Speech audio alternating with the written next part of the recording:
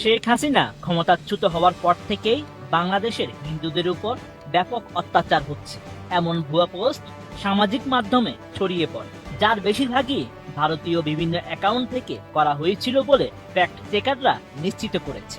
এদিকে 5 আগস্ট থেকে বাংলাদেশের বিরুদ্ধে ভারতীয় আগ্রাসী মিডিয়া প্রচারণার বিষয়ে উদ্বেগ প্রকাশ করেছেন পররাষ্ট্র উপদেষ্টা মোহাম্মদ তৌহিদ হোসেন। বলেন, এই ধরনের বক্তব্য ঢাকা নয়াদিল্লির মধ্যে সুস্থ সম্পর্ক গড়ে তোলার জন্য ক্ষতিকর। এমন পরিস্থিতিতে সংখ্যালঘুদের উপর কথিত সহিংসতা নিয়ে কথা বলেছেন মার্কিন পররাষ্ট্র দপ্তরের হিন্দি ও উর্দু মুখপাত্র মার্গারেট ম্যাকলিওড।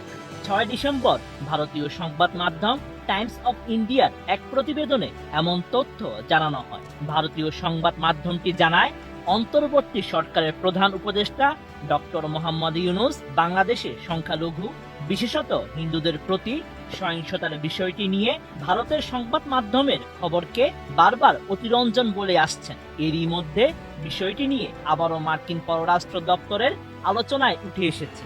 এই বিষয়ে বাংলাদেশ থেকে পাওয়া সংখ্যালঘুদের বিচারের ব্যাপারে দপ্তরের পক্ষ থেকে আবারও গভীর উদ্বেগ জানানো হয়। বিষয়টি নিয়ে মার্গারেট ম্যাকলিওড জানান, যুক্তরাষ্ট্র এই বিষয়টি গভীরভাবে পর্যবেক্ষণ করছে। ওয়াশিংটনের আশা, এই অঞ্চলের প্রতিটি ব্যক্তি তাদের ধর্ম ও বিশ্বাস অনুযায়ী জীবন যাপন করতে পারবে।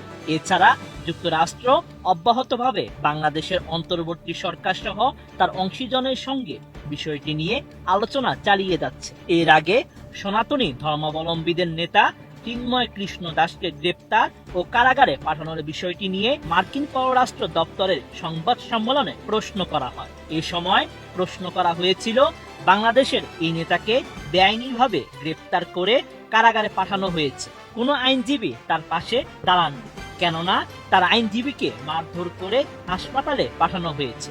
এই বিষয়ে যুক্তরাষ্ট্র কোনো পদক্ষেপ নেবে কিনা? জবাবে মার্কিন পররাষ্ট্র দপ্তরের প্রধান উপমুখপাত্র বেদান্ত প্যাটেল জানান, এ বিষয়ে তিনি বিস্তারিত জানেন না। তবে যারা গ্রেপ্তার রয়েছেন তাদের উপযুক্ত প্রতিনিধিত্ব করতে দেওয়ার সুযোগ সহ মৌলিক স্বাধীনতা ও মানবাধিকার বজায় রাখা প্রয়োজন। ওয়াশিংটন এ বিষয়ে জোর দিয়ে আসছে এবং অব্যাহত জোর দিচ্ছে।